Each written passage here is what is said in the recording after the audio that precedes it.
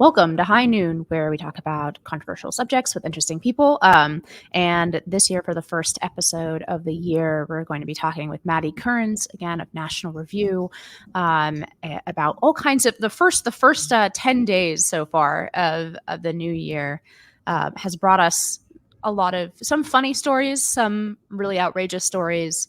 But let's start out with the outrageous side and talk about this growing problem, not just on the border, which appears to be an open chaos in a way that even on a baseline of the Biden administration allowing, hundreds of thousands, if not millions of people across the border during his tenure. But this seems to be hitting blue cities now, in part because of what New York City street noise there. Yeah, so we're actually going to be talking about New York City, about the migrant crisis in New York City. This may be the most successful political gambit I've ever seen, but let's start with the basics. Maddie, what's going on right now with regard to the migrants in New York City? And have you up there? You're in a different part of town than I am, but have you encountered it personally, or? It's hard to miss, honestly. So Eric Adams, New York City's mayor, has been distressed about this for a while now. And part of the problem, of course, is that red states are busing migrants, which, as you referenced, was a very smart political move, because you can no longer pretend that this is only a border state, red state problem. This is now a nationwide problem, and New York City can't cope. It also had a number of laws on the books that made it the city's legal obligation to house, shelter, feed these migrants. And both the mayor and the governor of New York are seeking to address this because it's completely unsustainable.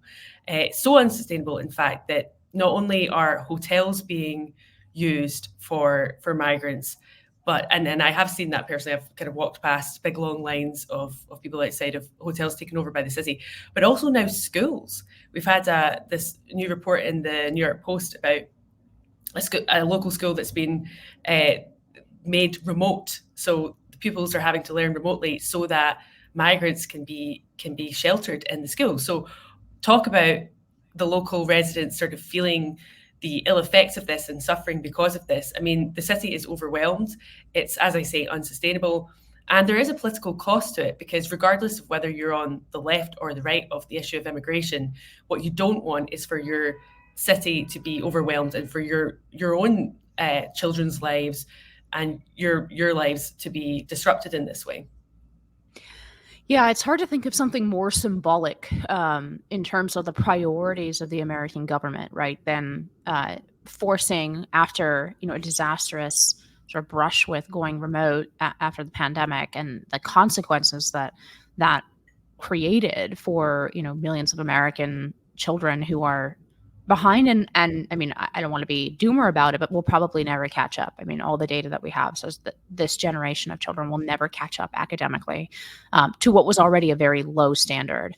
And now the school is asked to be going remote so that the school facilities themselves can be used to house migrants. It's hard to think of a more sort of blatant symbolic gesture from the government about who really matters.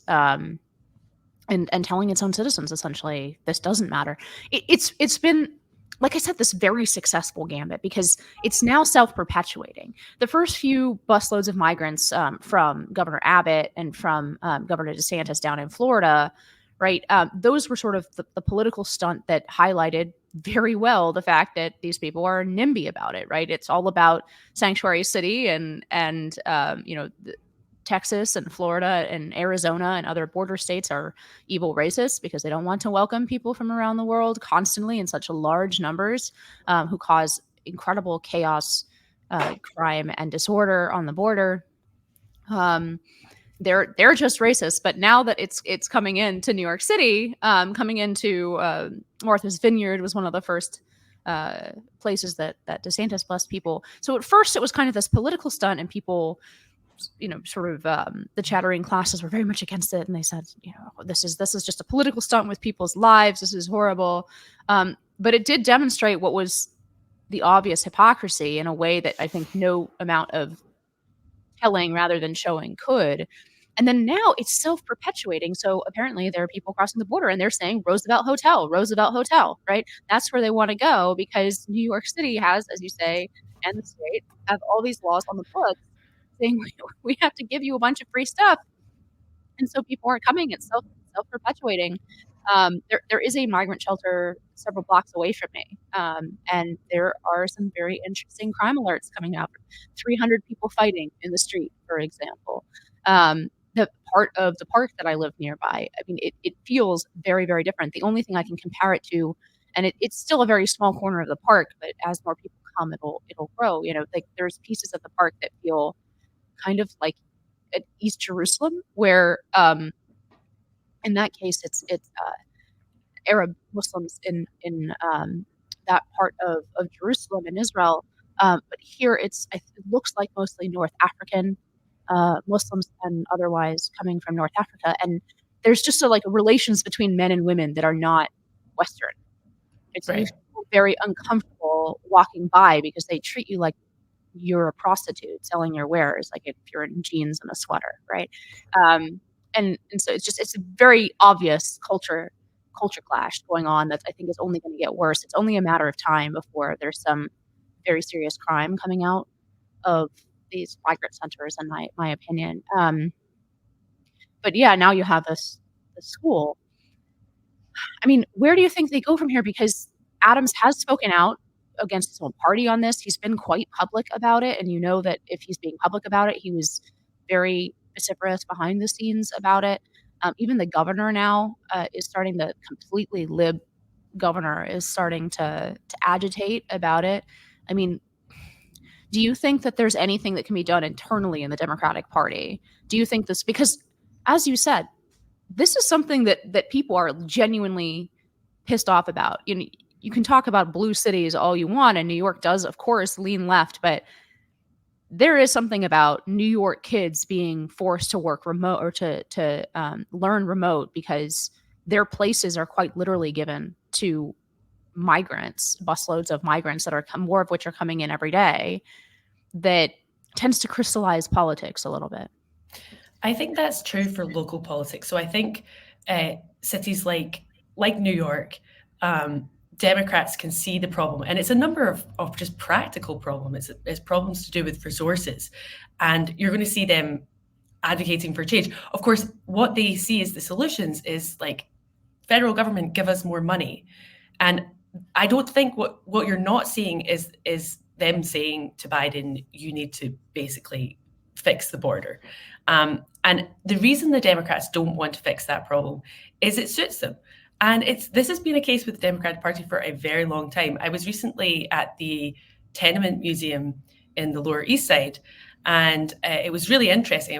I went to go see this apartment that had been lived in by a family that came over from Ireland right after the famine in the 1860s. And interestingly, this was a time of high immigration to the United States, but it was a time of legal immigration.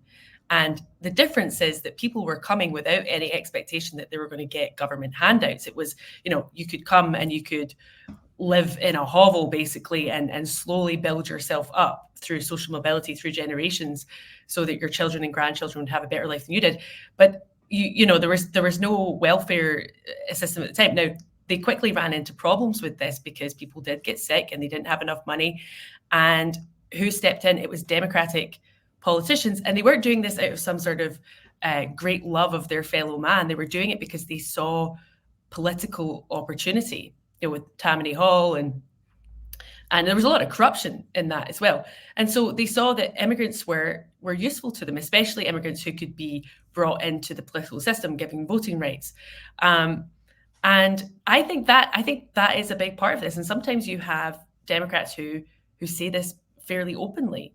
This is part of their demographic strategy.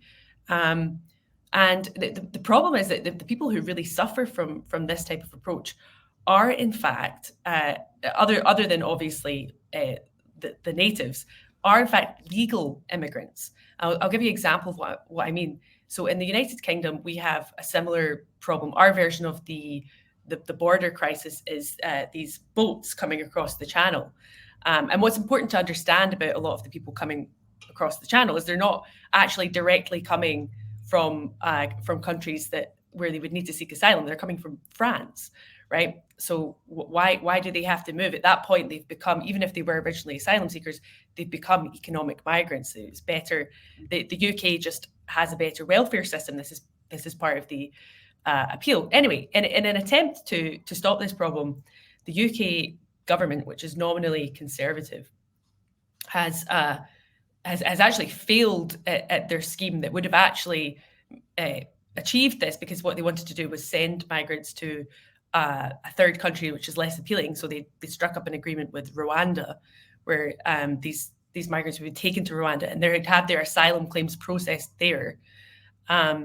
This got struck down by the UK Supreme Court because of international human rights laws, which make this sort of impossible. So what they did instead was they decided that they were going to curb legal migration, and included in this are British citizens, and including born and bred British citizens who want to bring over their foreign-born spouse.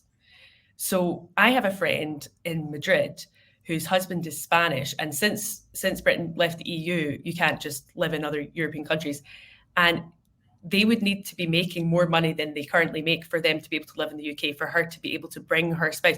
And you think, at that point, you think, look, the whole point of being a citizen is it's supposed to confer certain rights and privileges.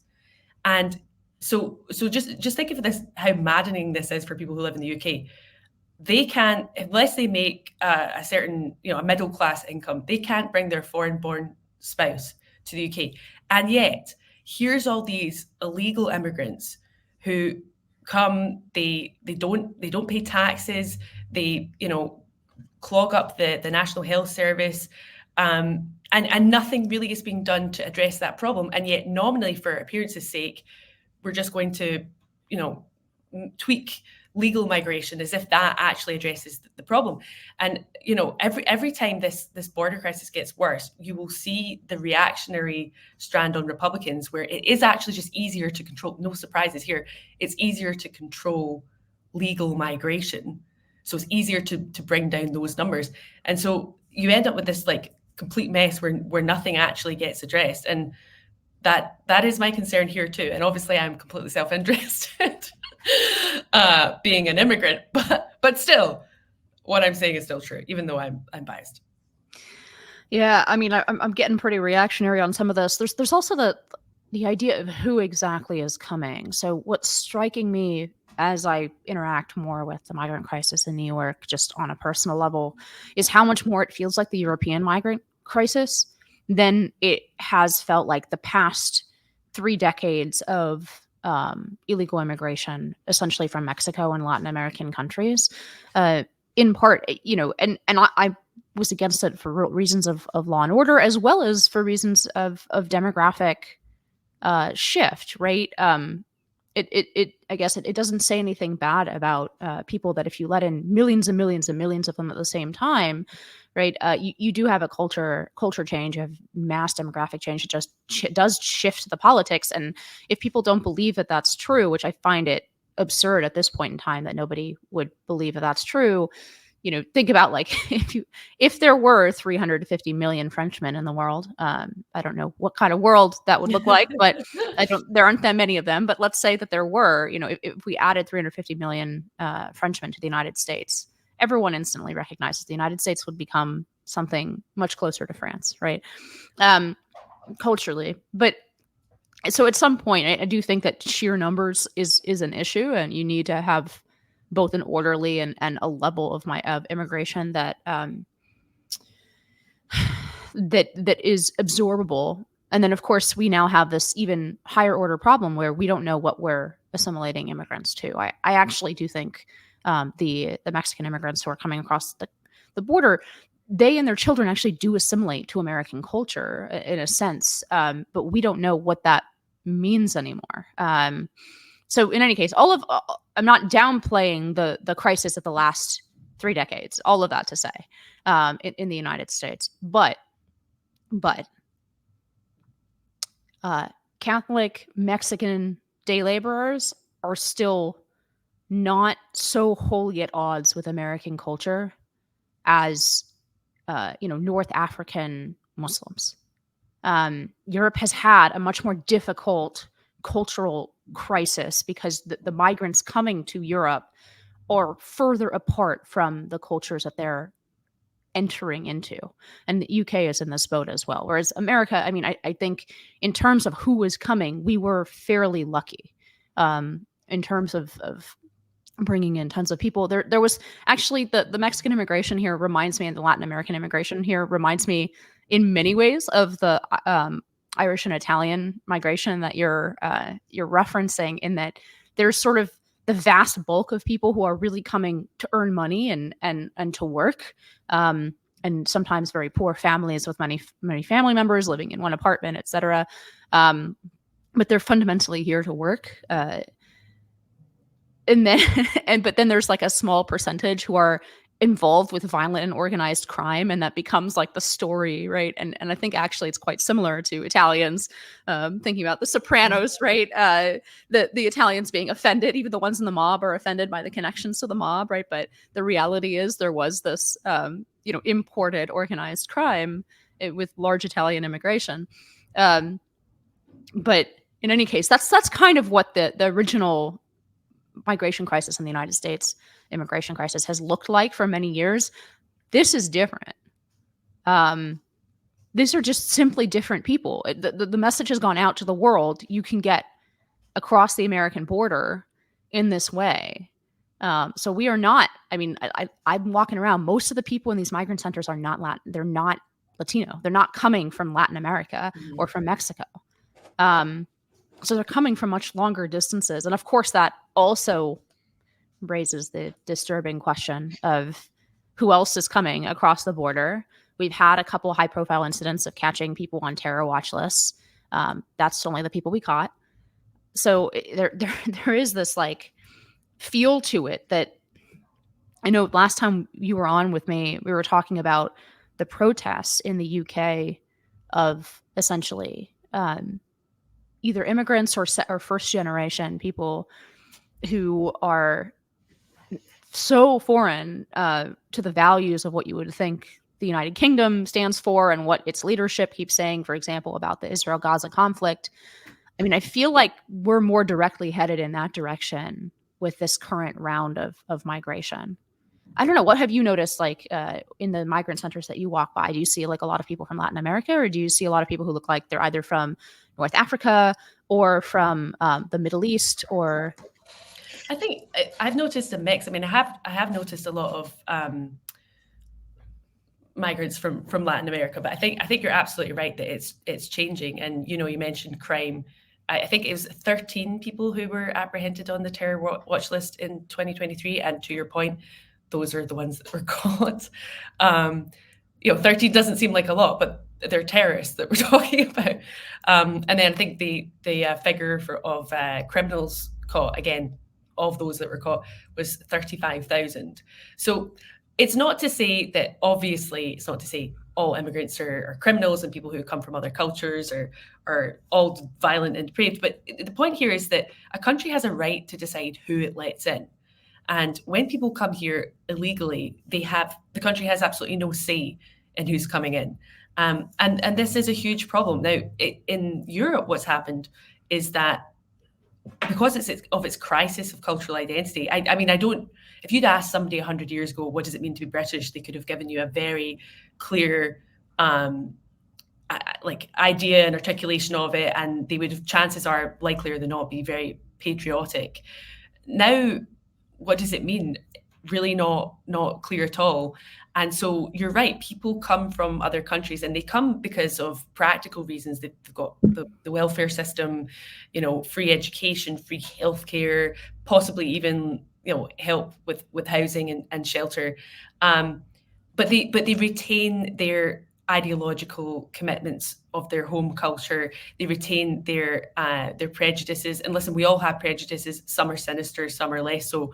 But they retain those, and it's not actually all that surprising that in these sort of subcultures within the amorphous poorly defined main culture, you have radicalization happening. You have Islamist terrorists who kind of have a crisis of meaning, but they've got the appeal of this this radical extreme viewpoint, and it has been a huge problem in Europe. But we know that we've had it just every few years there's a major terrorist incident, and everybody goes, wait, how did this person get here?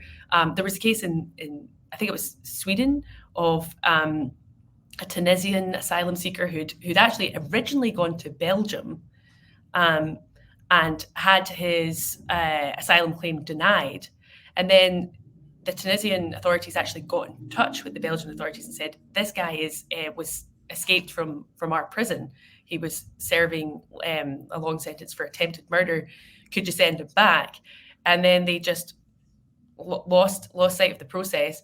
He ends up going to Sweden, killing people at a soccer game, and then the Belgian justice minister, I think, ended up having to resign over this terrible scandal. But it's just an illustration of what happens. And this is well documented in the US as well. People are told, okay, like, you're here now, guess there's nothing we can do about that. Could you show up for a hearing to process your asylum claims in 10 years? Oh, great. Like, it takes 10 years to figure out, like, whether you're who you say you are, whether you're, going to be able to contribute to this country, or whether you're going to be a threat to this country. That's just not acceptable. And people can see the effects of that. And if immigrants can't assimilate, if they can't, if there isn't a common unifying narrative or theme to bind everybody together, then it's just a disaster. It's a disaster waiting to happen in terms of national security, but it's just actually a disaster for being able to function as a society.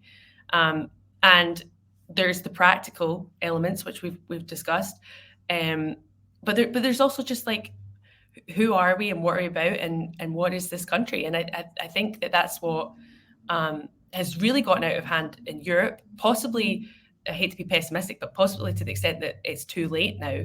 And it disturbingly looks like America is going the same way. Yeah, there's this attitude of just throwing up your hands like it's an unchangeable reality. And I think part of that, first of all, is evidence for that. I mean, I can't think of anything more depressing than the fact that after 9/11, which was a immigration failure, right? These were terrorists overstaying on visas, was an immigration failure. Not only was there no systematic review, immigration, my understanding is since 9/11, immigration from Arab and Muslim countries has actually gone up in the intervening decades, right? Which just speaks, I mean, I'm not saying that this is obviously not everybody who comes here is responsible for what Osama bin Laden did on 9/11, but the sort of sheer stepping back and looking at, we haven't even had a discussion about it. Mm-hmm. Right? There's not even been this sort of society-wide discussion, is this good or bad for America? Should we be bringing in more people from this part of the world or not? I mean, there hasn't even been a review of it in the public. And then, consistently, in almost every poll, and it's something that doesn't get remarked on, even when mainstream media outlets publish these polls, they just don't remark on it. So, typically, especially in this election, what do you see as sort of number one issues? You see economy, inflation, right? Sometimes foreign policy issues, if they explode up into, no pun there, explode up into the consciousness of Americans. You see, but what is almost always second, third, or fourth? Immigration. Consistently, over and over and over again. And when you poll Americans on immigration, something like 70 or 80% say they want less immigration. That's not even an option in our political tableau among the different options between Republicans and Democrats. That's not even a view that is effectuated by either party. And this immigration failure is just, it is a condemnation of our entire political system, because there's an element of it that belongs to each of the branches of government, right? So I just said that the two parties, the party system is not addressing this, has not addressed it for at least 3 decades. It's not even they don't even have a plan. There's not even there's one side that says we're going to do, here's X is a problem, we're going to do Y about it. And the other side says X is a problem, we're going to do Z about it, right? There's not even that kind of discussion the way there is over tax cuts or even some more cultural issues like the trans issue or whatever. There's clearly two sides and they're battling it out. You don't even get that sense with immigration. That there are two sides and they have different views of the problem and they have different solutions and they're going to battle it out in the democracy, right? You don't even get that sense with this. And then in terms of these failures, our asylum laws obviously need to be rewritten. It's just like nobody, I mean, unless exactly what you're saying, if the purpose is to let in as many people as possible under basically false pretenses, like that's what we're doing. There's no universe in which our asylum law was meant to enable mass migration from all over the world. It was a targeted law. So, you have things that Congress needs to do and hasn't addressed. You have an executive branch that even when the Trump administration was doing its best to enforce the border, right, had to rely on all kinds of wacky, like until recently, like Title 42, right, under the pandemic, emergency titles to deport people because the structure of the law and the number of administrative law judges and et cetera, immigration law judges that we have are not able to cope with the volume. So you have to basically like finagle some sort of legal structure out of emergency orders and executive orders and quasi-legal pronouncements, right? And then the judicial branch has this Flores settlement, which is responsible for people starting to drag kids as their ticket into. So whatever the American legal system does, it seems like it ripples out in the world. A big sign goes up and says, this is how you get into the United States. And it causes problems. So like there's no part of government that has functionally dealt with immigration. Even if let's say your view is we need to let in a lot more people, right? Even that, there's no functionality to the system in that way. If our goal was to actually process all these people and, screen out terrorists or whatever minimalistic conception you might have about immigration, our system isn't able to do that.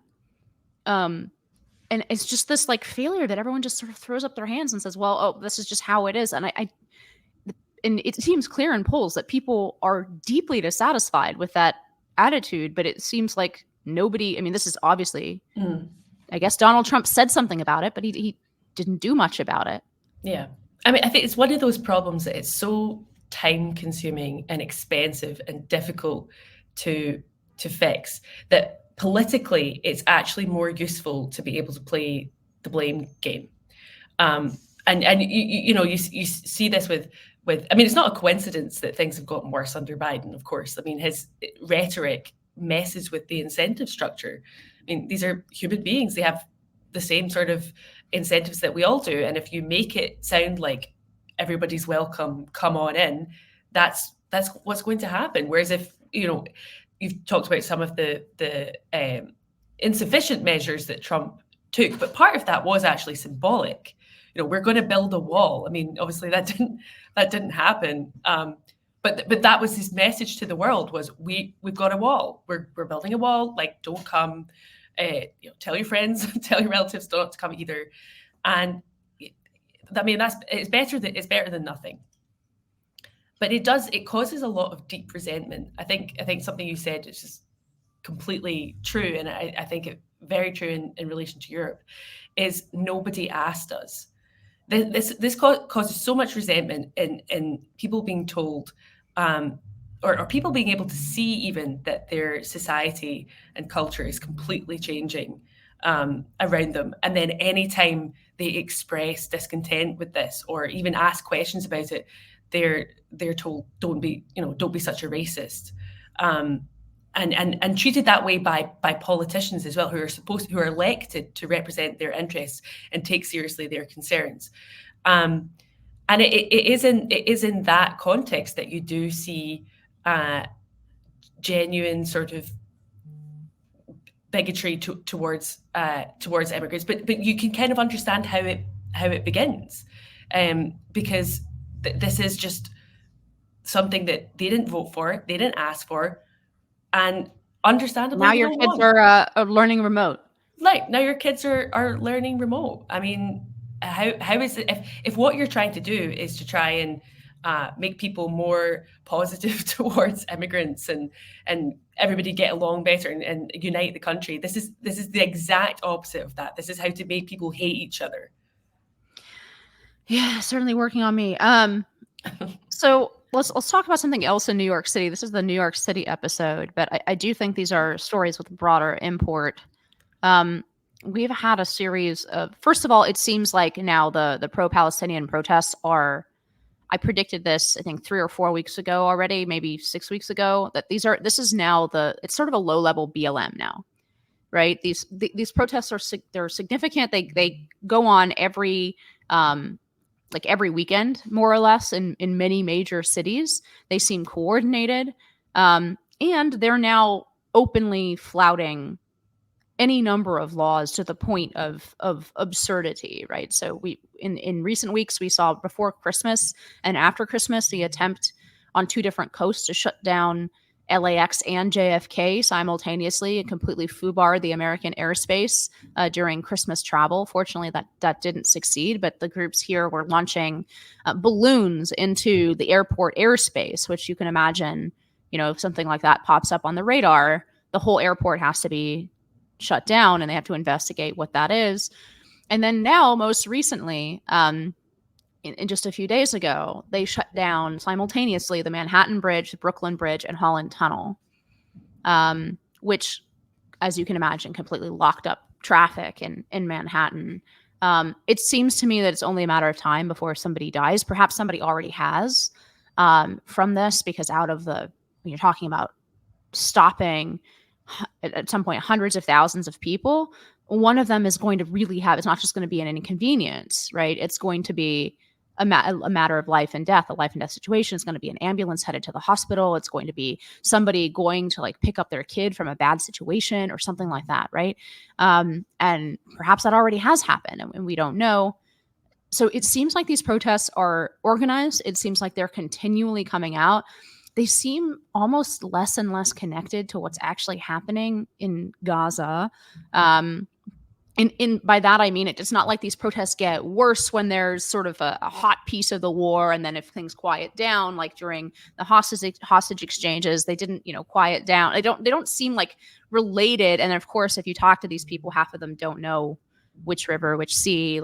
This has just become the current thing on the left. There's this toxic combination of the issue we've just been discussing, which is migration and immigration. So of recent Muslim immigrants to the United States from Arab countries who have, their prejudices against Jews and Israel and are acting them out in sometimes violent ways. But then there's sort of the other half of it, which is the domestic, homegrown, the kids from NYU, right? I think this was perfectly illustrated. There were 2 protests going on. This is 4 or 5 weeks ago. There were 2 protests simultaneously going on. One in Bay Ridge, which is where the Palestinian community in New York City largely resides. And that was all Palestinians protesting. And then simultaneously, there was a West Village protest under the banner Queers for Palestine, right? And these are, people say these 2 things are incompatible. I think they're perfectly compatible. They hate the West and they hate America and they hate Israel. And that's the primary linkage between those 2. And if you think about it that way, I find it much less puzzling. But in any case, there are these 2 halves of it, the domestic and the sort of, I don't know if you want to call it foreign, since it's clearly domestic now, but it is in some fundamental sense foreign to the United States. This hasn't stopped, and it's getting worse.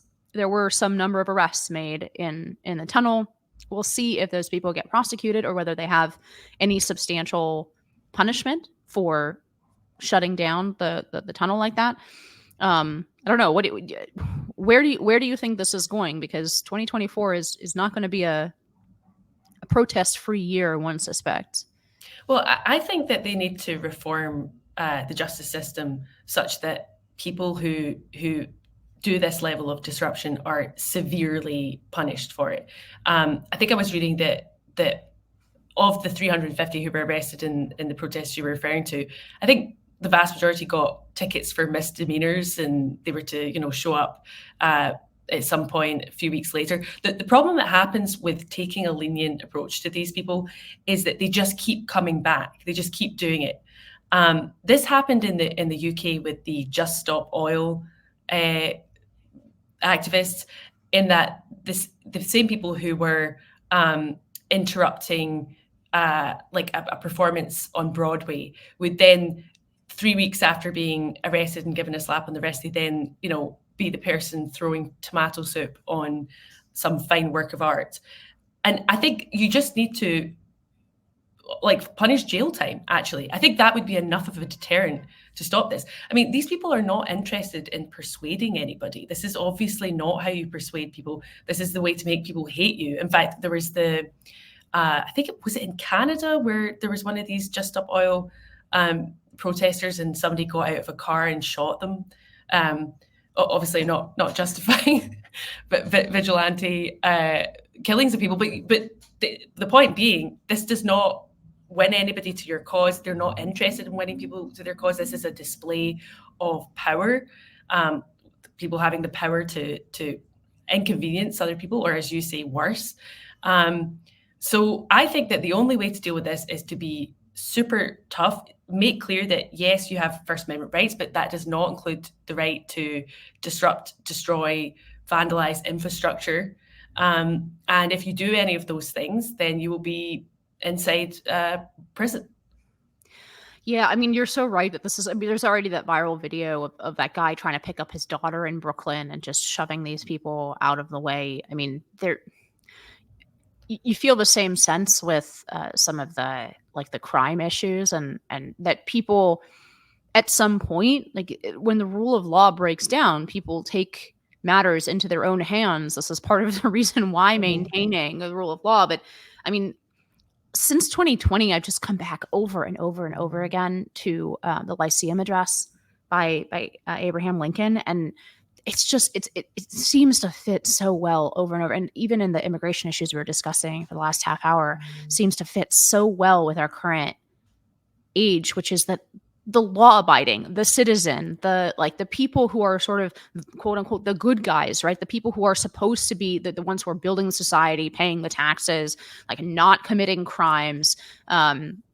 Those people seem at the end constantly to get the short end of the stick behind people who have illegally entered the country, people who are willing to block traffic illegally, right? People like there is this sense that the system is coming in on behalf of essentially antisocial behavior, and at some point the people who are doing everything right are going to throw up their hands and start to behave the same way. And I think that's probably a better explanation for January 6th than anything else, by the way.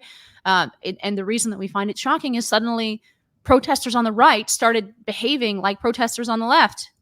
In this completely naive fantasy land where they believed the same slap on the wrist would be applied to them, as had been applied to leftist rioters and for the past 8 months before that incident.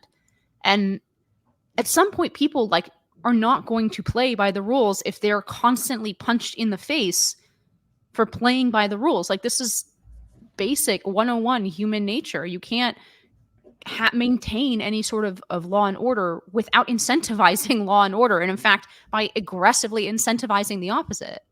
Yeah, I mean, you even see that in the political system, in that Trump was very much an expression of what you're talking about. I mean, there was a piece a few weeks ago by, I think, Robert Kagan, saying Trump is a dictator, and if it was like a very long piece in the Washington Post, maybe 6,000 words, and it was basically like a piece of pure projection. It was like, I read that piece. Yeah, it's like a list of things that they'd done to us for the last 20 years. Total gaslighting. I mean, by that measure, we should be calling Biden a dictator for his attempt to cancel student loans using executive power, or even what's going on at the border, frankly, or using the Justice Department to go in this partisan witch hunt of Trump. I mean, these are the things that they're worried, like, oh, if he gets in, and listen, maybe they're right. Maybe he'll be like, you know what?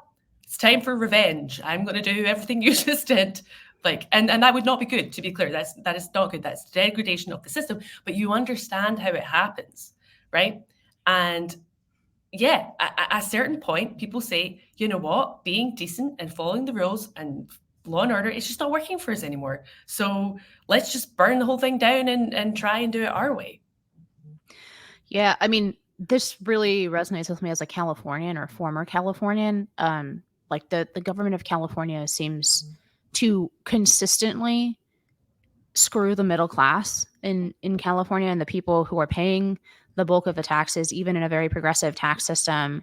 The people who are like doing everything right and law abiding, and at some point people just leave. But of course it's much more complicated. You can't just like abandon your country. It's a different thing to move from California to somewhere else, but you can't just abandon your country in the same way. Or you can, but it's you know, it's got all kinds of other considerations, right? And it even, and it strikes me that even sometimes these things can come under different ideologies, right? So to the extent that there is anything in California that is not super left wing, you get, like, for example, libertarians arguing against Prop 13, which is the all California taxes across the board are extremely high, as one might imagine. All the state taxes, the income tax is very high, the sales tax is very high. The property taxes are controlled, relatively speaking, by this Proposition 13. There's a corporate piece to it. There's a individual piece to it. But basically, it requires a very high threshold. I think it's 2/3 majority to raise property taxes, to raise taxes overall. I don't know. I'm been away from California too long, but the piece of this that people attack sometimes is it means it was put in place to basically solve a problem, which is property values skyrocketing in California meant that there were a lot of older people, a lot of them on fixed income, who had paid off their houses, bought the house outright, right? They had done sort of the right thing as American homeowners, but because the property under them was escalating in value, they weren't able to afford the property taxes because they didn't have, they were, they had the house, but they weren't rich other than having the house. And so because a lot of grandmas were being turned out of their property that they had bought and paid for and sat on for decades, right? They put in place this rule where basically there's an escalation and you kind of stick where your original value of your property is, and there's sort of a formula, and it doesn't even prevent the property taxes from going up. What it prevents them from doing is spiking radically, right? So all of this to say is that California has middle of the pack property taxes. It's not even low property taxes in terms of other states. It has middle of the pack. And yet I hear from like libertarians, for example, they're like, oh, well, this is not, free market. This has all these sort of down market effects and it's interfering with the market of housing. And yeah, that's all true. But when you zoom out and imagine how much that family has been screwed by the California system, it's like the one thing that slightly tilts the system in their favor is considered the worst thing in the world and the focus of part of the right in California. And then at that point, you're justified in saying, like, nobody's here for me. Yeah. None of these people want, the middle class American family to be able to come together, to form to begin with, to be able to buy a house, to be able to raise children, to be able to like live a law-abiding life, and not, to have to live in a sort of quasi prison environment where you have to ring the bell to get your toothpaste, because we won't put criminals in jail. So we're going to put you in a jail-like environment. It's just, there is this like tipping point for a lot of people. And I don't know, maybe that's optimistic. Maybe people just get used to things getting worse and worse and worse. Well, I think they do, but it's actually, and I don't know if we're gonna touch on this, but it kind of touches on the idea of like what the right should do to respond to problems that it sees. So, like, should they be aggressive culture war tacticians, or should they be responsive and just wait for the left to attack and then them get into sort of a defensive posture? And I think this is, obviously we've seen this recently with Chris Rufo, and he's articulated this. Am I sort of getting ahead of what you were? No, you're good. Okay. But with the removal of Claudine Gay, the ousting of Claudine Gay, and Chris Rufo did a very unusual thing in that he narrated this in real time, and he suggested that this is the way to go. This is how to purge like left-wing institutions that have become corrupted. And this is controversial, like even on the right, because there are people who are very ideologically pure about how things are supposed to be done. We saw this with Disney, with the debacle with DeSantis. So yeah, I mean, I'd be interested to know where you come down on that. I almost unequivocally come down on Chris Rufo's side almost every time. I can't think of somebody who has had more and more substantial victories for the right since I have followed politics. He's been on this podcast a couple times. Like, I consider him, sort of colleague, friend.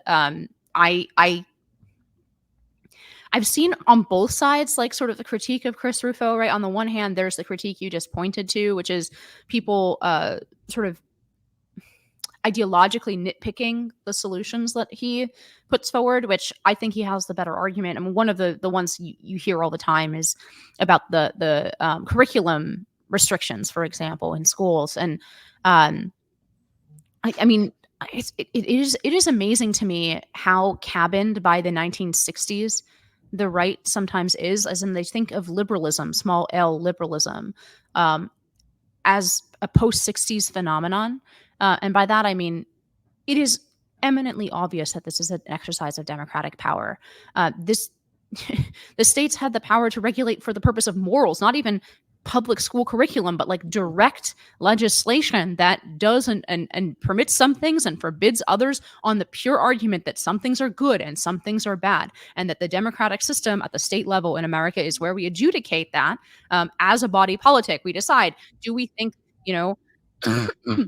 excuse me, do we think that mutilating children in a quixotic attempt to turn them into the opposite sex is good or bad? It's not a question of rights at that point. That is a question of public morals, and the only question is who decides them. And in our system, it's the state-level democratic system that decides whether the answer is yes or no to that question. And so it seems to me like people have this very post-60s idea of what liberalism actually requires that would not recognize as liberal the United States in 1961. That seems patently absurd to me. I mean, on the other hand, to me, that's also an argument against like some of the post-liberals on the right, who also seem to imagine that this kind of exercise of state power is illiberal. And I'll put it this way. If it is illiberal, every society on the face of the earth has been illiberal until like 30 or 40 years ago. Yeah. So that's on the one hand, I think Chris is absolutely right in a lot of those debates. There was an essay published by Curtis Yarvin about this in the last week, basically saying, no, we need to create a counter elite, and we can't do this with this kind of exercise of bottom up democratic power. It's destined to fail. We need a Harvard, basically. I mean, I'm not doing his argument full justice because I don't have the time to do it here. But I also think this is sort of, defeatism can become its own kind of drug or cope, right? It's true that being part of a righteous crusade that wins a battle is psychologically attractive to people, and that's something to guard against. But it's also true that if things don't go exactly the way you thought that they were going to go, you can be tempted to be defeatist when somebody finds a way to achieve the objective in a way that you didn't think was possible, in a way that blows up your theories about what the world looks like. And so I'm finding that now with Bill Ackman and the sort of conversion of some of these sort of soft left billionaires. I thought that the center left was lost. I thought they were always going to roll over for those to their left. They were always going to imagine that the landscape of scary conservatives was worse. They were always going to, I had very low expectations for that part of the I guess the IDW left. What's happened with Bill Ackman? He seems like genuinely open-minded, and he seems like he's going through a sort of political conversion on the basis of realizing the depths of radicalism he didn't realize it until it really touched him. And people will say, well, okay, it's not that hard to know that Harvard is completely hollowed out and ideologically corrupted. It has been for decades and decades. Yes, but it's also easy for me to imagine that somebody like Bill Ackman thinks, well, yes, Harvard leans left and there's some, crazy blue hairs, but like also, the best and brightest go there and they get their like, business degree and they come and work for me. And like, that's really the important part of Harvard. And yeah, there's some crazy people, but they're not really the people generating value in the institution. And so, like I can imagine how somebody who's not paying that much attention believes that essentially this kind of faux radicalism is a tax to be paid to do real business. And I think if a lot of people start to think that's not the case, look, I don't know whether he's going to succeed in his crusade or not, but against Harvard and against these institutions, but that is not what I predicted. Yeah. I would have never predicted this. I'm happy to see it.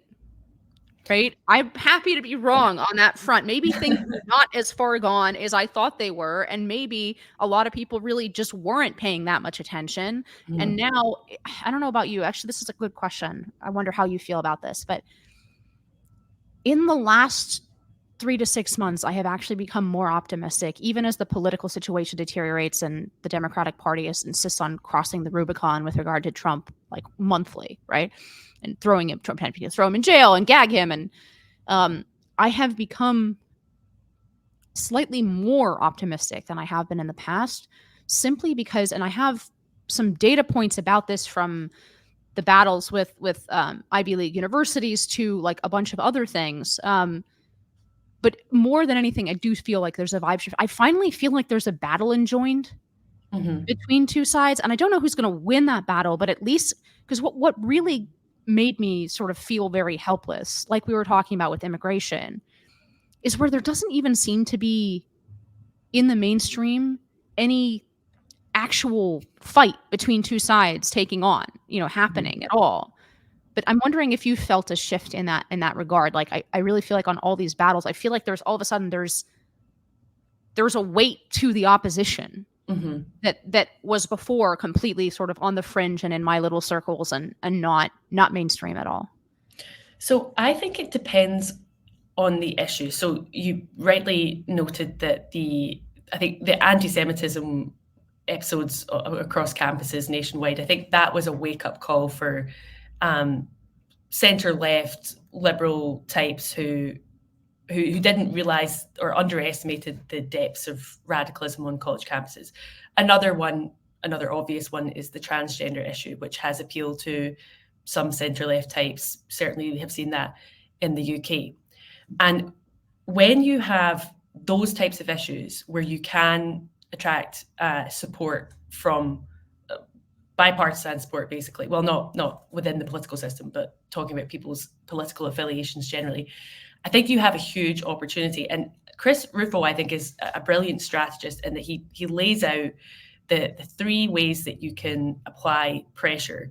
And the Claudine Gay episode is a perfect illustration of all 3. It's reputational pressure. So this was Aaron's Siberium at the Washington Free Beacon, and the other guy whose name I'm blanking on, who basically were the first to sort of really seriously report the plagiarism accusations against Claudine Gay.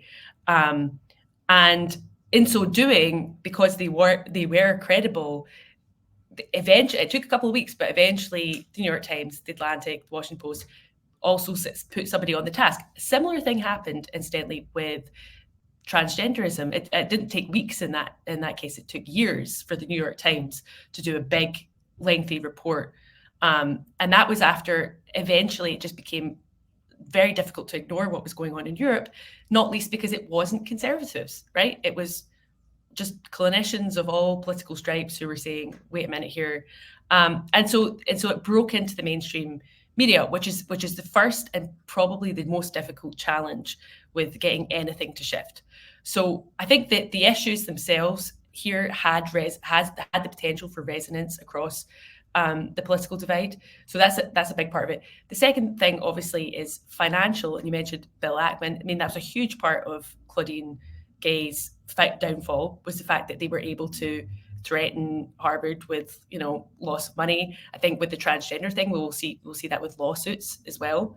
And then the third is political. So this is actually the least useful, in my opinion, precisely because of what you've spent the podcast sort of articulating very well, which is just the whole thing doesn't seem to function very well. But in this case, you had those congressional hearings on anti-Semitism, which allowed Claudine Gay to sort of hang herself with her own words. Now, I will say that the reason I really salute Chris Rufo for this effort is that it's not that he tried to do this with somebody who was merely his political enemy. Okay, he tried to do this to somebody who is a plagiarist, who is completely unreliable in tackling the anti-Semitism problem on campus, and also is just a mediocrity. Like, why is she there? She's published 11 papers. She didn't even write them all herself. Like, this is a reasonable target. This is somebody who shouldn't be in that position of power, who is doing great damage, and therefore should be ousted. Now, having said all that and expressed my admiration, I think this will be difficult to replicate because you need all of those things happening at the same time, and especially you need issues that have the potential to resonate with a moderate middle. And I'm just not sure whether every issue is going to be able to tick that box. Yeah, I mean, I think that's very true and worth sort of thinking about what issues are important to do that with. On the other hand, the left doesn't think that way, right? And one of the things that I think makes Rufo really successful is he's not picking he's finding a way to argue against certain ideas or people and then forcing the mainstream media essentially to pick it up on some other basis. But he's thinking institutionally about who the targets are and has. So ironically, I think in some way being hyper partisan about some of these issues, and this is something I've observed. I came back from a school choice conference, but this is basically what I was arguing there. Things are actually, when you hyper partisanize, I don't know if that's a word, an issue, right? If I had a choice between getting the moderate middle, for example, on taxing universities, my little proposal that I really want to see happen, and making it a litmus test issue for every Republican running for office, I would take the latter. Because there are so many issues, as you point out, and transgenderism is a good one, where you can get 60, 70% of the public to agree with you. But it's just not a priority for either party. That's a very good point. Yeah. School choice was an issue like that for a long time, where you have, 80, 90% of support from Republicans in polls. You have actually pretty decent support from Democrats in polls for school choice. And yet, Democrats will not, very, very few Democrats will vote for school choice. And actually the bigger problem was getting Republicans to vote for school choice, right? Because in red states, teachers unions play in Republican primaries, for example, and one guy was very blunt with me about it when I used to work on the state level on these things. He said, look, what's going to happen to me? My constituents, and they care about low taxes and guns. Those are their priorities. Yes, they are totally in favor of school choice because I kept showing them all the polling and saying your constituents want this, right? It's but if I pass the school choice program, no one will call to congratulate me. If I vote against it, not a single one of my constituents will call me up. None of my donors will call me up, and nobody cares basically that I did this.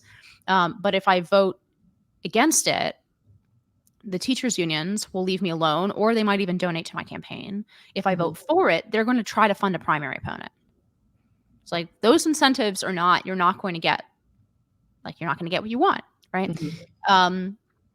And ironically, since school choice has been attached to cultural issues, has been attached to the disaster after the pandemic, has been attached to the disaster of the curriculum, right?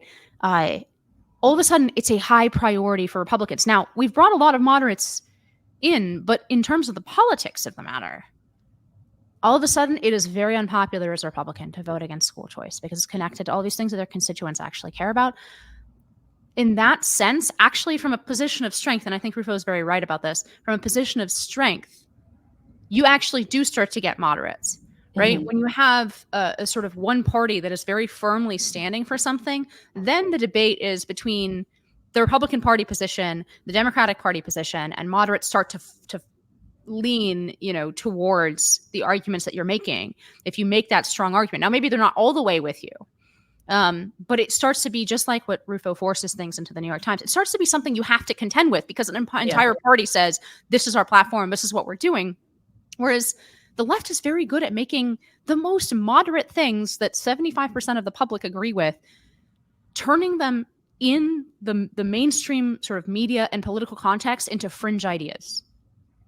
Whereas they take the fringiest of ideas and they're never worried about pushing them. Like, they're never worried about bringing transgender influencers to the Biden lawn to like take off their tops, right? Like they're never worried about that. Yeah. No, I think that is a very good point. And I think that is probably well illustrated by what's happened with transgenderism, which is now a litmus test for Republicans. I mean, we saw the response to Mike DeWine's veto. That he's not the first governor to make that mistake. It was Kristi Noem in, I forget what year that was, maybe 2021, who vetoed a bill, suffered political consequences for it. And of course, there are Republicans who break from the fold on the trans issue, but when they do, they're kind of put in this box. They do suffer politically from that, and it's through that strength in numbers that you've seen laws being passed, but also, as you say, like most Americans are very open to Republican platform on this. They're represented by the Republican Party on a lot of these issues. You even saw that with DeSantis's Parental Rights and Education Act. There was moderates agreeing with him, saying, yeah, we don't really want this stuff in our kids' classrooms, in their curriculum. No thanks. So yeah, I mean, Chris Rufo has a very, very clear conception on how to actually fight. I think what's difficult is that conservatives by nature just are often either not inclined to be activists or just don't really have what it takes to be activists, because activism does require sort of political playing dirty, kind of, to be honest, and it requires protesting. Sometimes it requires a near like monomaniacal obsession with like one thing. I mean, if you think about how effective the gay rights movement has been, I mean, the only equivalent I can think of on the right is the pro-life movement, which has been monomaniacally focused for 50 years in overturning Roe versus Wade. But that's kind of the outlier. I mean, generally conservatives are sort of temperate. They're kind of like they want the quiet life, and yeah, it's not a sudden discovery of courage and moral principle that where you've seen Republicans turn on the trans issue. It's when they realized it was a winning issue, but it's thanks to people like Chris Rufo that they do realize that. So yeah, we'll see. Yeah. I mean, just let's wrap up with this. I'm actually coming to the conclusion that the moderation that you're talking about, that conservatives, the instinctual moderation that conservatives have, is the most dangerous force in our politics right now. And I know that sounds very counterintuitive, but I just came back from Spain, so I'm thinking about the Spanish Civil War. I think we're also not like all that built up energy that we were talking about, where people who are being prevented from going to work by protesters who get slaps on the wrist, and watching their local, CVS get robbed over and over and over again, and eventually like it becomes very unpleasant, and looking at the impossibility of buying a house, looking at the cost of groceries, looking at like all of these things, just it all, and then looking at the political system and what response the political system is making to those concerns. If you have a moderate response to some of this, you enable somebody to really take care of it. Right? Eventually people get so fed up, and this is really what happened in Spain, right? The left was completely out of control. They did functionally steal an election. They just declared themselves the winner of an election process, right? That they didn't win. And they were basically turning a blind eye or even encouraging mass violence against the Catholic Church, against, there were nuns like raped and murdered in horrible ways. And like there was no law and order in the society, and eventually you get a Franco, right? Because the right wing coalition was unable to stop the left from doing those things, and eventually people turn to somebody who would. And I really do think that kind of dynamic is going on in American 2024, and I think that probably our best chance of avoiding a choice between, the tunnel protester left and like, I don't know, a Protestant Franco, a red Caesar, is probably the victories that Chris Rufo is winning, because it makes people believe that the political process can work, right? That the only option is not to throw up your hand, either to like submit to increasingly intolerable conditions, or to become a real sort of radical or violent or riot in the Capitol.